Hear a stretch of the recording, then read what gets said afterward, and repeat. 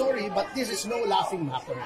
I am an officer of the court, and as such, isang katungkulan ko na ipagtanggol ang karangalan at reputasyon ng ating kataas-taasang hukuman. So, I'm sorry.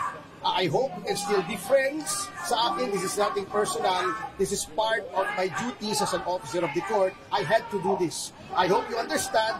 Alam ko na kung ikaw ay abogado pa rin hanggang ngayon at ako ang gumawa nito, if the situation were reversed, you would have done the same thing. Pero kung gusto mo magkantahan, wala pong problema sa akin. Passion natin yan, kasamang Larry. Pero sir, At sapagkat sinabi niya 3 beses sa kanyang panayam, ang Korte Suprema ay tuta ng mga Duterte. Siningil out pa niya ang punong mahistrado ng kataas-taasang hukuman. But meron tayong freedom of expression, and sometimes I have also criticized some decisions of the court. There should be boundaries. Pagka gano'n na pong masyadong vitriolic na at vituperative, masyadong maangas na, at libelous na po yun hindi mo natin maaaring palampasin.